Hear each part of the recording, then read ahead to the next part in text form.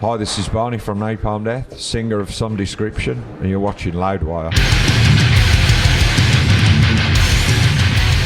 I think that there's a large percentage of the populace in the world that don't actually think, don't actually assess their own reasoning. You know, they just have.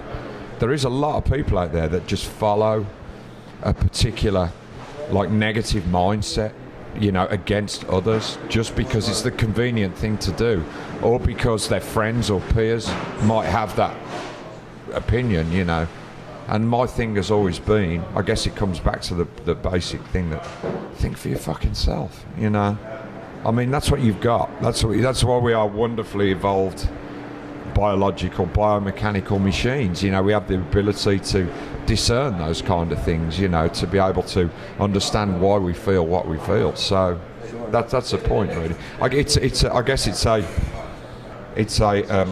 like putting ignorance under the spotlight, Very interesting. Yeah. And you guys have made a few videos for this one, but the one that stood out to me the most, I think, is the wolf eye feed. Yeah. That video is so weird and interesting. What's the concept behind it? We spent a little bit more time on that, really, because the other ones were just kind of live footage with some other stuff done to it, but that one had a little bit more budget. I mean, the concept is it's just kind of, I guess, I mean, it's really Mitch's song, that is the lyrics, but as far as I interpreted it, it's about like the rat race and stuff, about the, that Escher, that quite very well-known Escher picture. You've got I forget the fucking name of it, man. It's that pyramid that goes up and up and up without an end, and it comes back down the other side, that optical illusion. It's that kind of concept, And then also analysis paralysis was more of I really enjoyed that one. It was kind of like this weird, kind of low budget but really gritty video, and it was you guys self-produced that one. Right? Yeah, it was in Mitch's house, actually, in his back garden. Yeah, it was in his back garden. A lot of it. Yeah. We just self-produced it. It was. I mean, we kind of did it in 3 hours or something like that. So. Yeah, and today is going to be my first time seeing you guys. I'm very excited for that. And listening to your material, I always thought there's no fucking way that Barney sounds like this naturally. Like, his voice is just so booming. He sounds like he's over-modulating the mic constantly. Yeah. And then, seeing that footage of you, I was like, holy shit. Is that something you get a lot? Like, how can you really be making that noise? People do say that, because I'm very soft-spoken, man, you know what I mean? So, people just wouldn't think, but, I mean, for me, it's just it's that old adage of it's just like riding a bike, it's just something that I was able to do from a very early age, and that just feels completely natural to me. I mean, I've always been about the open ambience on the mic, so I don't, although I hold it really quite high up, I don't cuff it. You're not cheating I don't play that game, man, you know what I mean? It's just, and my biggest influences, or is okay, some of the older death metal stuff, but really in terms of the projection and the power is things like Negative Approach, the singer from Negative Approach, who used to project like Henry Rollins, same thing. Sure. Not necessarily for the grufters, but the projection into the mic, everything into the mic, and that's and luckily somehow I can sustain it, I mean, it's pretty heavy duty, when you're expelling that much, but I can do it, and I don't know how. There's no tricks to No, not at all. God, that's great to hear. And you guys recently played in Nepal. Yeah. What was that experience like? Are there a lot of Napalm Death fans in Nepal? Yeah, there was definitely a lot of people that wanted to see us. I mean, the gig was about 2,500, 3,000 people. Wow. But to be fair, a percentage of those, I think it was only a small percentage, but there was a certain percentage that was probably foreign visitors or whatever. Okay. Sure. Maybe Americans, maybe UK, maybe Europeans or whatever. So that was one thing. But yeah, I mean, it was good. It was a good trip. It's always great to be able to go and play for people that just don't usually get stuff coming to them, you know. Oh, sure. And you know, I mean, there was a little bit of some aspects of it were a little bit strange. I mean, seeing people living in ditches on the side of the road, that's never a good thing, man.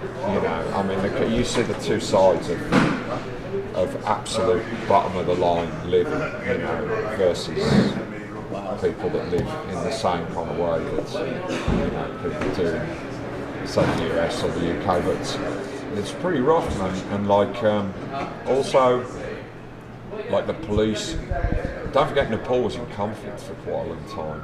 The police force is pretty brutal there, you know, and like the promoter did the idiotic thing of not telling the police that the show time had shifted, and so the police weren't expecting us to be playing as late as we did, and the local police commander came on the stage and tried to stop the gig. And see, my thing is, when I'm playing live, I'm really pumped, man, you know. I mean, I'm very mellow, very gentle person, like non-violent completely, but when I'm on stage, when the switch gets flicked, you know, it's not that I would attack somebody, but I'm pumped, man. Yeah. And this police guy came on stage and he was like, stop the show. I was like, fuck you, get off my stage, you know. And really not a good idea to be doing that. And this guy started to pull out his stick, you know. I thought he was going to hit me, you know. He didn't in the end, but they yanked the show early and stuff, which was a bummer. You have a very unique stage presence that a lot of people really love and find very endearing. Yeah, it's a bit of make fun of it as well. Oh, that's true. Yeah, but that's good. It's all part of it. Yeah, it's good.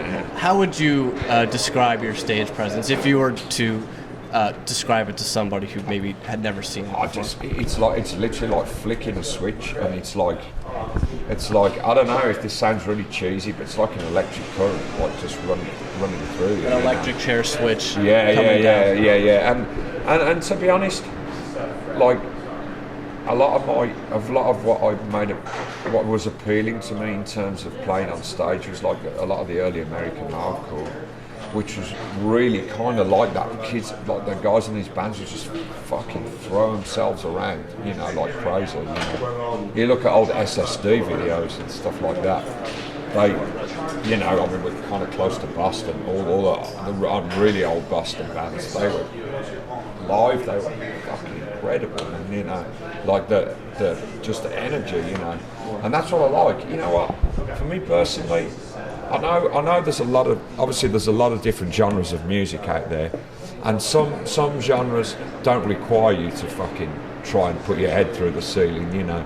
But if it's like chaotic music like what we play, I want to see somebody like fucking moving around, going for it. Otherwise, I think it's like a rehearsal. Otherwise, you know, it's like, you know, everyone's got to feed off each other's energy. Yeah. At least that's for me anyway. Other people have probably, you know, got a different viewpoint on that, you know.